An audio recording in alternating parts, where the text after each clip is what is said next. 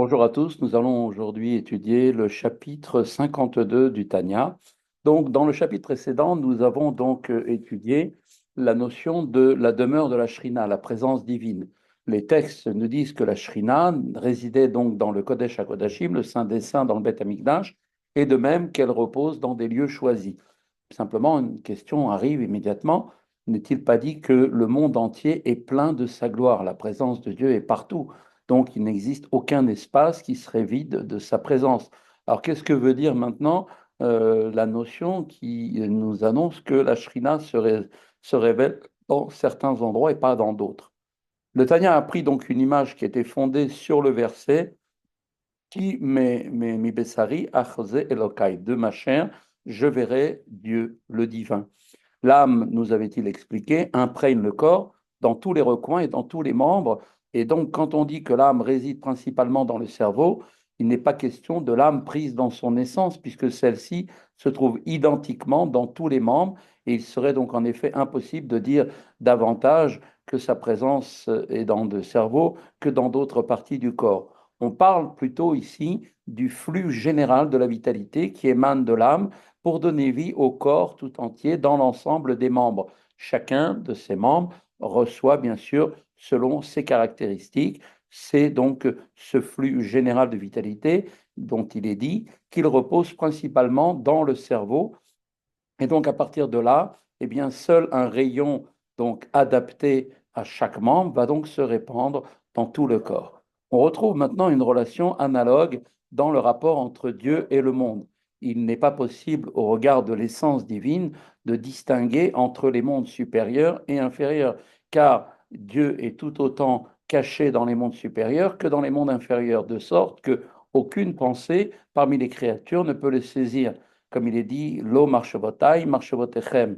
La différenciation entre les mondes va donc relever du flux de vitalité d'Ansof qui les amène à l'existence et va leur donner vie à chacun. Bien évidemment, cette vitalité va donc connaître une révélation plus ou moins grande selon bien la particularité du monde concerné. Et donc, plus grande sera la révélation dans les mondes supérieurs que dans les mondes inférieurs. Donc maintenant, en approfondissant cette image, l'analogie entre d'une part la relation entre Dieu et le monde et d'autre part l'âme et le corps, eh bien ce chapitre 52 va nous permettre d'élucider donc quel est effectivement le principal objet donc de cette analogie comme étant donc le lieu principal de révélation du flux global de la vitalité. Perek Nunbet. Chapitre 52. כמו שבנשמת האדם, עיקר גילוי כללות החיות ובמוחין, כל איברים מקבלים אור וכוח לבד, המאיר להם ממקור גילוי החיות שבמוחין. Nous dit tout de suite le Tanya, tout comme dans l'âme de l'homme, la principale révélation de la vitalité globale se trouve dans le cerveau, alors que tous les membres reçoivent seulement une lumière et une force qui rayonnent vers eux, qui est adaptée donc à leur particularité depuis la source de la révélation, donc de cette vitalité dans le cerveau. Kahamamash, Alderer Machal, et bien ainsi de même en est-il exactement pour prendre une image, la principale, Ikar Gilui Klalut Amshachat Achayut, la principale manifestation du flux global de vitalité pour toute la création, la Chayot Olamot Aburim Shebehem, afin de donner vie au monde et aux créatures qui s'y trouvent, et bien évidemment, ou Melubash Benichlal, Bertsono, Bechokmato, Binato, Vedaato, Itbarer, eh bien Dieu s'y trouve, se trouve revêtu et contenu dans sa volonté, sa sagesse, qui est donc Chochma, compréhension Bina et connaissance Da'at, qui donc lesquels sont appelés donc les Mochin. Les sphirotes de Keter, la volonté, Chochma, Bina et Da'at, sont collectivement nommés les Mochin. Donc, les traductions, les Mochin au pluriel. Elles renferment le flux général de vitalité qui représente la manifestation première de la lumière En-Sof pour les mondes. Ve'en en amelubashim betorah ou mitzvoteha, et ce sont elles, donc, effectivement, qui sont donc revêtus de la Torah et de ses commandements. Donc ce flux général va se revêtir à l'intérieur de la Torah et des commandements. Vegilu iklalut amshacha zo, et la révélation de ce flux global de vitalité, ou Makor Achayut Asher Haolamot Mekabelim représente donc la source de la vitalité que les mondes reçoivent, que Kol Echad Vepratout, chacun individuellement. Donc cette vitalité individuelle étant simplement donc une rak ahara amit pachetet ou meira mimakorze, une simple lueur qui donc se diffuse et brille vers eux de cette source. Kedimion, or amit pachet me'ashemesh, à l'image de la lumière du soleil qui se répand donc directement vers la terre, al derech machal, pour donner donc une image de cette lumière, donc pour prendre une image avec qui correspondrait, qui pourrait ressembler à la faculté donc des membres du corps qui émanent du cerveau, qui reçoivent cette lumière, et donc et qui, comme nous avons expliqué précédemment dans le chapitre donc 51. Ou makorze ou anikra alma deitgalia ou matronita. Et donc cette source de vitalité qui est appelée monde de la révélation, elle est aussi appelée matronita, mot en araméen qui signifie la reine, et aussi bien sûr ima donc Tata, Veshrina, elle est appelée aussi la mère inférieure et la Shechina, selon l'expression du verset, comme il est dit, Veshachanti betocham, et je résiderai parmi vous, car tel est le sens étymologique du mot Shrina, qui veut dire donc résider et demeurer dans sa traduction. Comme le souligne le Rabbi, le Tanya explique maintenant à présent la signification de chacun de ces noms au regard de la source de vitalité. Al-Shem Shemekorze ou Reshit Veidgalut Orensov, c'est parce que cette source est le début de la révélation de la lumière infinie. C'est pour cette raison même qu'elle est appelée donc le monde de la révélation, et non pas parce qu'elle donne vie au monde révélé, elle est elle-même le début de la révélation. Asher Mamshir Umeir Leolamot Beprinat Gilouy, qui cette révélation s'étend et s'illumine, et va donc illuminer les mondes de façon révélée à la manière d'une reine qui va donc révéler et faire connaître la volonté du roi au peuple.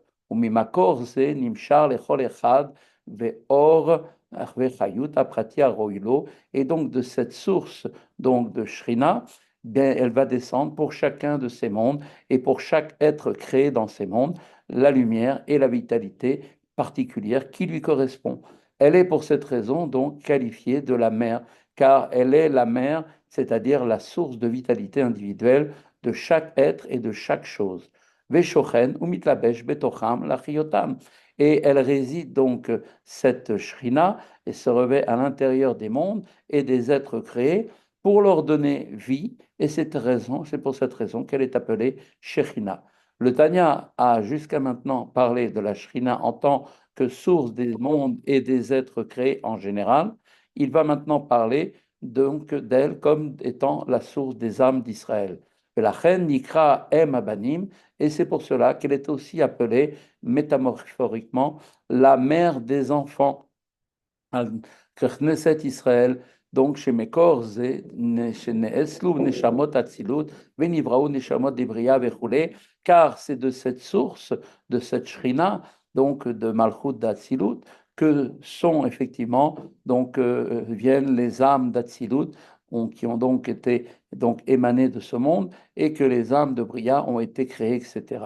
Vekulam einam merak mit pashtut achayut ve'aor Anikra Shrina. Et tous, aussi bien les mondes créés que les êtres créés, ainsi que les âmes, ne tiennent et n'existent que de l'émanation de la vitalité, de la lumière de cette source appelée Shechina, Ke Itpashtut Aor Me'ashemesh, comme l'image donnée précédemment de la lumière, donc de l'émanation de la lumière qui se répand du soleil et qui n'est qu'un simple rayon soleil, du soleil, de même, pareil, tous les êtres créés et les âmes ne tiennent que d'une simple émanation de leur source. Voilà, c'est ici la fin de la première partie du chapitre 52. Nous allons poursuivre avec la deuxième partie. Aval la Shrina Atzma, nous dit le Tanya, mais en revanche, la Shrina elle-même, chez Ireshit Agilou Veikaro, qui est le début et de la manifestation et de sa substance, Ma Ensof Baruchu ou Meir Leolamot Beprinat Gilouy, par laquelle le Ensof, béni soit-il, va illuminer les mondes de manière révélée. elle est en fait le conduit qui permet de révéler cette lumière infinie dans les mondes. Vi mekor kol hamshachot achayut shebechol olamot. Et donc cette Shrina, eh bien, est la source de tous les flux de vitalité dans tous les mondes, provenant donc de la lumière infinie de Dieu. Shekol achayut shebehem enorak or amit pachet mimena, keor amit pachet me'ashemesh. Et donc toute la vitalité qui vient en eux n'étant rien de plus qu'une lumière qui émane d'elle, la Shrina, comme la lumière qui se répand du soleil. Yefshal olamot lisbol ou likabel or ashrina, shrinta, shetishkon betitlabesh betocha mamash, beli levush amalim, ou mastir ora mehem. S'agissant de la Shrina elle-même, il serait impossible pour les mondes de supporter et de recevoir la lumière de sa présence de manière à ce qu'elle réside et se revêt à l'intérieur d'eux véritablement, sans vêtements, qui viendrait permettre donc de voiler, de dissimuler en eux sa lumière. Parce que tout cela, si c'était ainsi, il serait donc complètement désintégré. Shelo yitbatelo bemesiyut legamre bemekoram. Et donc, il ne pourrait pas, donc, les créatures et les mondes, recevoir sa lumière de manière révélée sans que leur existence ne soit complètement annulée dans leur source, Kebitul or Hashemesh bemkoro beguf Hashemesh, à l'image donc de l'annulation du rayon de soleil dans le soleil, qui est donc, quand il est dans sa source, eh bien, perd toute existence, chez En Iresham Orze, et donc il n'y a plus de cette lumière, n'existe plus quand elle se trouve dans le corps même du soleil.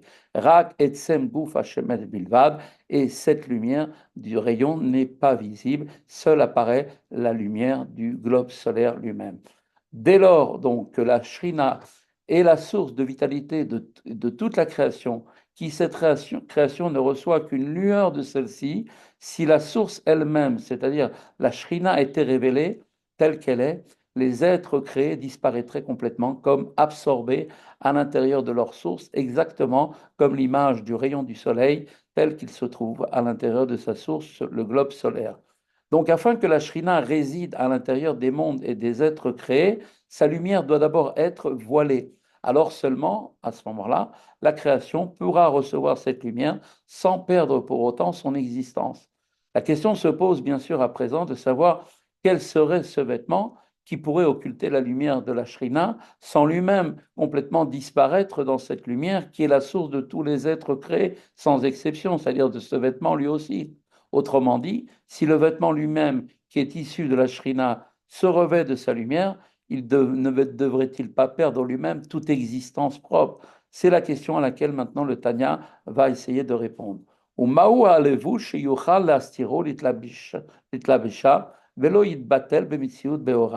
Alors la question, mais quel est le vêtement qui pourrait occulter et revêtir donc la Shrina sans que son existence propre ne disparaisse dans sa lumière?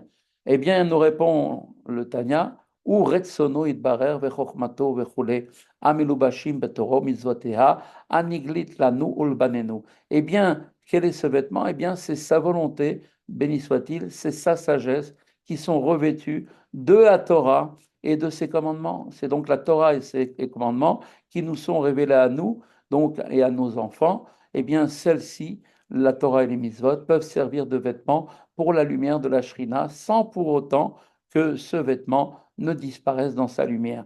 Alors pourquoi est-ce qu'ils ne disparaissent pas? Parce que tout simplement, Deoraita mechochmata nafka.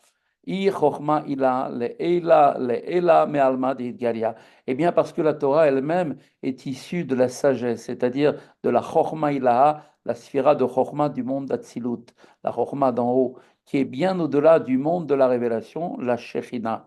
Donc, comme expliqué plus haut, la Shrina représente le stade initial de révélation et est pour cette raison qualifiée de monde de révélation. Or, Chochma Ilaha, elle, se situe au-delà de toute forme de révélation. Car il est sage, mais se rapportant bien sûr au niveau de la sphère de Chochma du monde d'Atsilut, mais non d'une sagesse connue, sous-entendu limitée. Comme il est expliqué plus haut, eh bien, chez Or Ensof Baruchu, Umelubash, Umiyached, Bechorma Ilaha, Vuitbarev, Chormato Echad. Et donc, comme nous l'avons expliqué, la lumière infinie, béni soit-il, est revêtue de Chorma Ilaha, qui elle-même aussi est infinie. dans sa nature, est donc uni à elle. Et lui, comme il est dit au sujet de Dieu, béni soit-il et sa sagesse, ne sont qu'un. La sphira de Chokhmah d'Atsilut ainsi que les autres degrés du divin qui se rattachent au mochin, donc les cerveaux, transcendent le niveau de la Shrina aussi, qui la Shrina est au niveau de Malchut d'Atsilut, alors que Chokhmah, Bina, Dahat sont au niveau des mochin, l'intellect. Eh bien, forcément, puisqu'ils sont plus hauts qu'elle, ils peuvent donc servir de vêtements pour la lumière de la Shrina sans disparaître en elle, car étant au-dessus et supérieur à elle. Mais alors maintenant, une question encore plus forte va se poser à présent pour nous. Les êtres créés ne peuvent supporter la lumière de la Shrina. Donc comment, a fortiori, pourraient-ils supporter ce qui la dépasse, c'est-à-dire la lumière des mochines? À cette question, le texte va nous répondre. Rag sheyarda beseter amadrega, mi madrega le madrega, בהשתלשלות העולמות, עד שנתלבשת בדברים גשמיים שאין תרי"ג מצוות התורה. Eh bien, il nous dit comment c'est possible, effectivement, que, effectivement, il pourrait supporter, les créatures peuvent supporter la révélation de cette lumière encore plus grande venant des mochines. Eh bien, c'est parce que elle, la Chokhmah Ilaha et la Torah, est descendu à travers la dissimulation des niveaux, de niveau en niveau, dans la chaîne descendante des mondes, jusqu'à qu'elle se soit revêtue jusqu'au niveau des choses matérielles, qui sont les 613 commandements de la Torah. Donc la Torah est descendue jusqu'en ce monde pour s'y habiller d'objets matériels à travers cette descente. Elle devient donc elle-même, donc effectivement la Torah, le vêtement qui va voiler la lumière de la Shrina, un vêtement adapté aux êtres créés, puisqu'elle va pouvoir servir d'intermédiaire et leur permettre de continuer d'exister sans disparaître. Voilà, c'est ici que se termine la deuxième partie du chapitre 52. Nous allons maintenant continuer avec avec la partie numéro 3. ובירידתה, בהשתלשלות מעולם לעולם, גם השכינה ירדה והתלבשת בה בכל עולם ועולם. Eh bien, avec elle, dans sa descente à travers la chaîne processionnelle des mondes, de monde en monde, eh bien, la Shrina, elle aussi, est descendue en même temps et que la Torah, et s'est revêtue de la Torah en chaque monde. Ainsi, nous voyons que la Torah devient un vêtement pour la lumière de la Shrina au niveau de chaque monde. Vezeu echal Kodesh Kodashim, Sheberol Olam Veolam, et c'est là le palais du Saint des Saints en chaque monde. Donc on voit que la sagesse divine, la Chokhmah Ilaha, portée par la Torah au niveau de chaque monde particulier, constitue ce qu'on appelle le palais du Kodesh HaKodashim, le palais du Saint des Saints, le lieu de résidence de la Shekhinah à l'échelle individuelle de ce monde dans lequel elle se trouve. Que Moshe Katou, Bezoar, Vetzraïm, comme il est écrit dans le Zohar et le Etz Chaim, Shashrina, Shei Malchut d'Atsilut, que la Shrina qui est Malchut d'Atsilut, Shei Bechinat Gilui Oren Sof Baruchu, qui est en fait Malchut d'Atsilut, étant la révélation de la lumière infinie et de la vitalité, Bechayut Shemeir Leolamot, cette vitalité qui illumine chaque monde, la reine Inikreet Devar Hashem Veruach Piv Keviachol, elle est appelée la Shrina pour cette raison le niveau donc de la révélation, et puisque les niveaux de la révélation, elles représentent ce qu'on appelle la parole de Dieu et le souffle de sa bouche, qui, comme nous l'avons vu précédemment, la parole révèle la pensée. Donc, elle est la parole de Dieu, si l'on peut dire, et le souffle de sa bouche.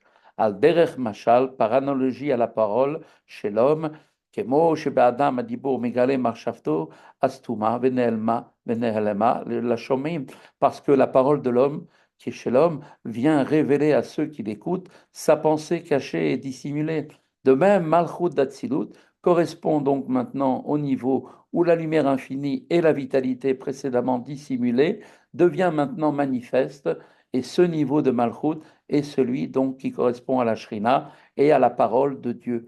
Imitlabeshet Bechal Kodesh Kodashim, Kodesh HaKodashim de Bria, Shiur Chabad de Bria, et donc ensuite, dans sa descente processionnelle, elle va se revêtir, cette Shrina, maintenant dans le palais du Saint des Saints de Bria, qui est, comme on avait vu, Chabad, c'est-à-dire le niveau des Mochin de Bria, dans Chokhmah, Bina, Dahat, puisqu'elle va donc maintenant être donc le vecteur, le véhicule, si l'on peut dire, de cette Shrina dans le monde dans lequel elle arrive.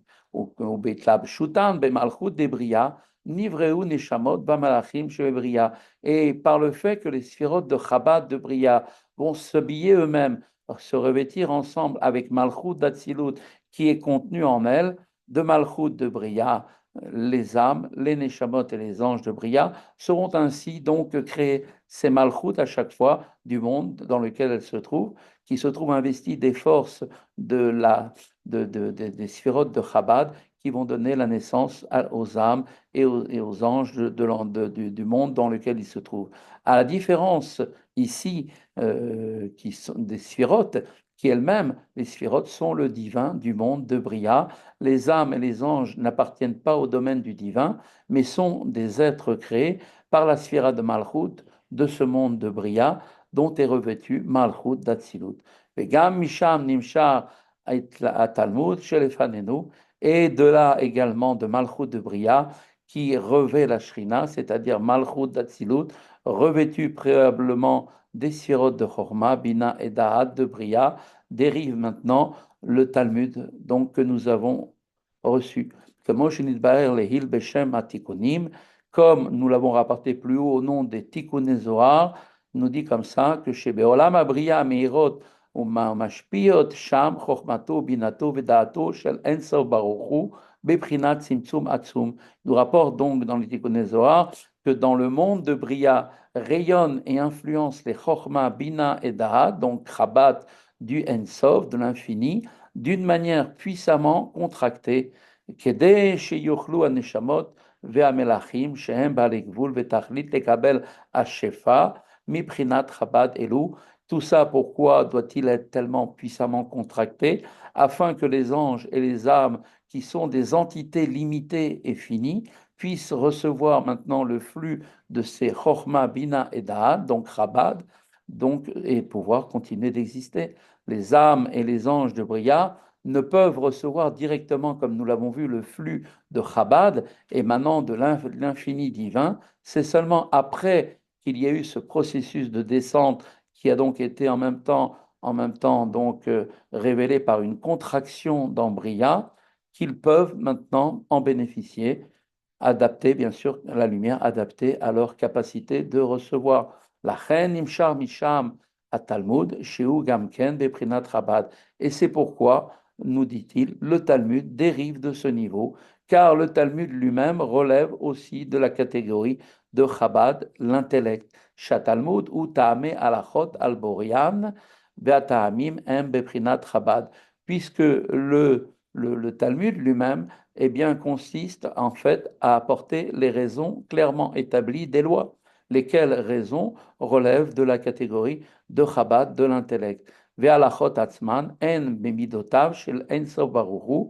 Quant aux lois qui en ressortent, que l'on trouve précisément dans la Mishnah, eh bien, elles, ces lois dérivent des midot, les attributs émotionnels du En Sof, que sont bien sûr Shen Chesed, Din, Verachamim, Cholé, qui sont la bonté, Chesed, la sévérité, Gvura, et compassion, Tiferet. Shemehem, Nimshar, Eter, Vaïsur, Vaersher, Veapasul, Vachiyu, Vapatur. Et donc, va revenir ensuite, donc bien sûr, donc, les différentes manières de trancher la loi, vont venir effectivement la permission, l'interdiction, la permission elle-même dérivant de la bonté et l'interdiction de la sévérité gvura, la validité et la disqualification rituelle, la culpabilité et la disculpation.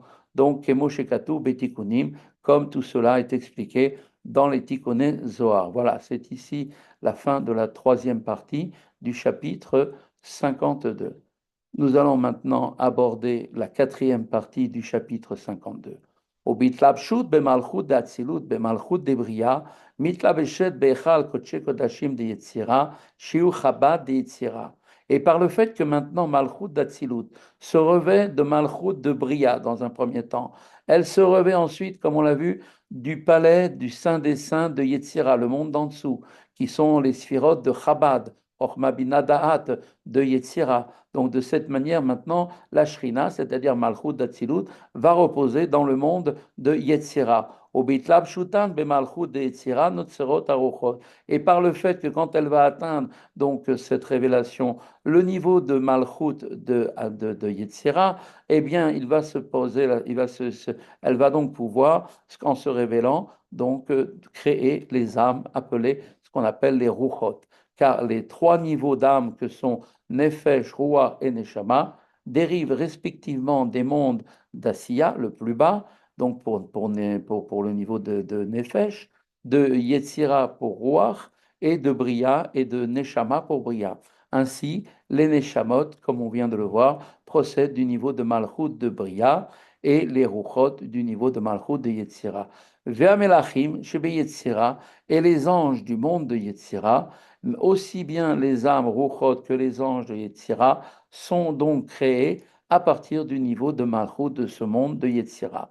Vegam Misham I Amishna Shelefanenu, et donc de là aussi, de la Malchut de Yetzira, provient la Mishnah que nous avons reçue chez I Alachot Psukot Anim Shachot Gamken Mirchabad Shel Ensof Baruchu, qui elle-même, donc c'est Alachot, eh bien ces lois tranchées, dérivent elles-mêmes également de Chabad, l'intellect de l'Ensof Baruchu soit-il, qui s'est habillé dans le niveau de Chabad.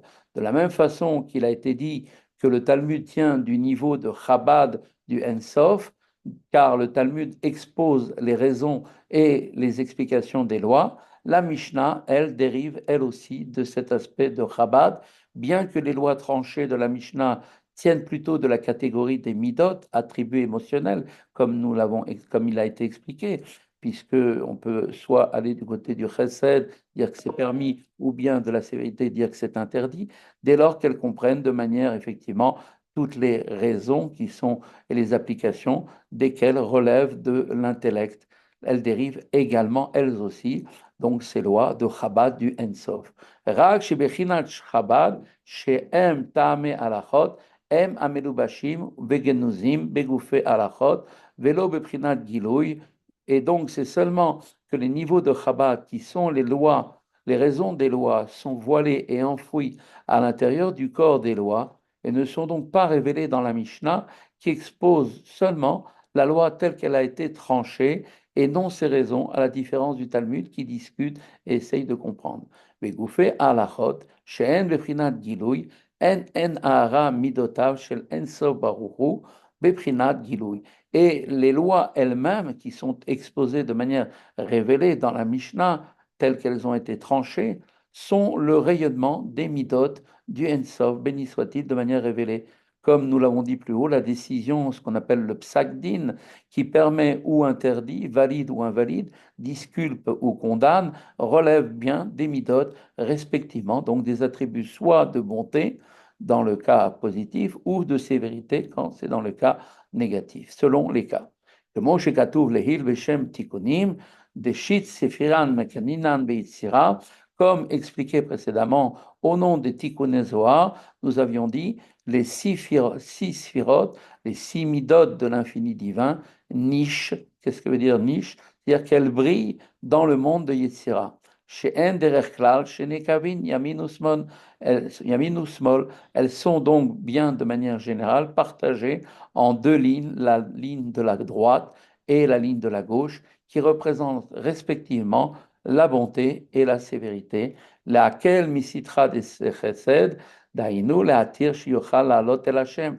Il y a donc effectivement l'attitude indulgente qui relève du côté de la ligne de droite, qui est la bonté, ce qui consiste à permettre une chose de sorte qu'elle puisse s'élever vers Dieu. Lorsque la loi est indulgente et permet l'usage donc d'une chose qui est donnée, l'usage de cette chose au service de la sainteté ou d'une mitzvah va permettre l'élévation de cette chose vers Dieu. Pareil, effectivement, la ligne directrice relève de la bonté puisque c'est permis.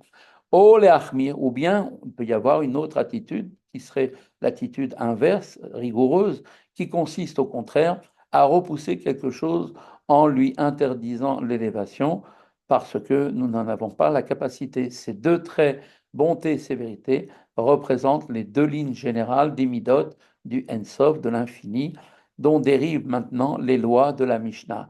Ve'akol al pi chochma ilahad hatzilut, ubina vedaat kilulaba, et tous, le Talmud et la Mishnah, sont selon donc chochma ilahad, du monde d'Hatzilut, Sphira, dans lesquels sont inclus Bina et Daat, ou Mityachdot be'ensov ba'oru, et ils sont, le Talmud et la Mishnah, unis dans le Ensov, béni soit-il, qui betor kulan melubeshot chabad d'Hatzilut, car à l'intérieur de tous, de chacun d'entre eux, sont revêtus les sphirotes de Chabad, du monde d'Atsilut, Sheor Ensof Baruchu, Miyuchad Behen Betachlit HaYehud, par lesquels donc la lumière du Ensof est unie en parfaite unité. Pour conclure par le fait que la Shrina se revêt du Saint des Saints du monde de Yetzira, puis du niveau de Malchut de ce même monde, eh bien, dérive la partie de la Torah qui se rattache à ce monde, et en l'occurrence est la Mishnah. Vechen bedererze yarda Shrina, ainsi de même, de cette même manière pour laquelle la Shrina s'est préalablement revêtue du niveau de Malchut du monde de Yetzira, eh bien, la Shrina, mitla beshet be'echal kodesh kodashim d'Asiya, elle va donc elle est descendue et s'est revêtue du palais du Saint des Saints du monde d'Asiya, qui est le dernier monde, le plus bas. Vechol olam megimel olamot elu, et donc chacun de ces trois mondes, que sont Bria, Yetzira et Asiya, en partant du plus haut vers le plus bas, se subdivisent chacun d'entre eux en des myriades de niveaux, les Ravevot, Madrigot, Anikraot, Gamken, Olamot, Pratim, qui sont également qualifiés, chacun de ces niveaux, donc de mondes particuliers. Au Malchut Atzilut, Melubeshet Bemalchut Shel Kol Olam Prati, Yoredet, et donc Malchut Atzilut, c'est-à-dire la Shrina, comme nous l'avons vu, eh bien, premièrement, est revêtue de Malchut, de chaque monde en particulier, et deuxièmement, et par le fait qu'elle se revêt de Malchut de ce monde, elle, donc la Shrina, donc la Malchut d'Atzilut descend et se revêt du palais du Saint des Saints du monde en dessous, c'est-à-dire dans les sphirotes de Chabad, du monde qui lui est inférieur en rang. Une petite note ici nous dit Obeze Yuvan Lashon Akatuv Malchut Echa Malchut Kol Alamim. On comprendra maintenant par cela l'expression du verset qui dit ta royauté Malchut et la royauté Malchut de tous les mondes. Effectivement, ce verset indique qu'il existe ta royauté et la royauté de tous les mondes. À la lumière de l'enseignement de Rabbi Shneur Zalman, cela signifie que ta royauté est l'aspect inférieur de la royauté de tous les mondes, car à l'intérieur d'eux est revêtue ta royauté, c'est-à-dire le niveau de Malchut d'Atsilut. C'est ici la fin de la note. Reprenons dans le texte maintenant du Tanya. Vine me'ashrina amelubeshet be'echal kodesh kodashim shel kol olam ve'olam klali au prati, hors de la Shrina, Malchut d'Atsilut, qui est elle-même revêtue du palais du Saint des Saints, donc comme on l'avait vu donc dans le niveau de Chabad, de chaque monde global ou particulier, Nimshar ou Mitpachet Mimena, Or vechayut lechol olam abruyim shebo neshamot umlachim vechule. Eh bien, à partir de là, effectivement, la Shrina s'est revêtue du Saint des Saints du monde global ou particulier. Elle va donc s'étendre maintenant et va donc se répandre et va se répand d'elle une lumière et une vitalité pour tout le monde et les créatures de ce monde dans lequel elle est descendue, et donc pour les âmes de ce monde, les anges de ce monde, etc. Le etc. ici, Verhoulé, renvoie aux autres êtres créés de chaque monde, tels que les Echalos, qu'on appelle les palais. Tous reçoivent la lumière et la vitalité de la Shrina, telle qu'elle est revêtue du Kodesh à Kodashim de ce monde, c'est-à-dire dans le niveau de Chabad, du monde dans lequel se trouve. D'ailleurs, voici la preuve qui kulam nivrao be'asara ma'amarot shebem ma'ase bereshit shem devar Hashem anikra beshem shrina, car tous, sans exception, furent créés par les 10 paroles de l'œuvre de la création, lesquelles sont la parole de Dieu qui est appelée la Shrina. Comme nous l'avons dit précédemment, la parole de Dieu révèle ce qui était précédemment dissimulé, comme à l'image de l'homme, dans sa pensée, la révélation de la pensée, c'est la parole. Donc chez Dieu, si on peut dire, toute proportion gardée, bien sûr, nous avons effectivement la même présentation, si on peut dire. Tel est précisément l'objet de la Shrina. C'est là son rôle, la révélation de la lumière divine qui est essentiellement, transcende elle-même, cette lumière divine, les mondes. Ainsi, nous arrivons à la conclusion que Malchut d'Atsilut, qui est nommé Shrina, et donc constitue la parole divine révélée dans les 10 paroles, eh bien, elle est cette Shrina, le niveau à partir duquel la lumière et la vie descendent pour être révélées au monde et aux êtres créés dans chaque monde. Cette descente de la Shrina est opérée par le biais de la Torah, qui constitue en chaque monde le palais du Saint des Saints, dans lequel la Shrina se revêt en premier lieu, c'est-à-dire dans le Chabad de chaque monde dans lequel elle descend.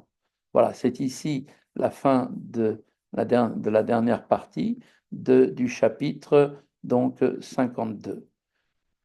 À tous, une bonne étude, une bonne révision. N'oubliez pas de réviser pour ne pas oublier l'étude. À très bientôt pour la suite.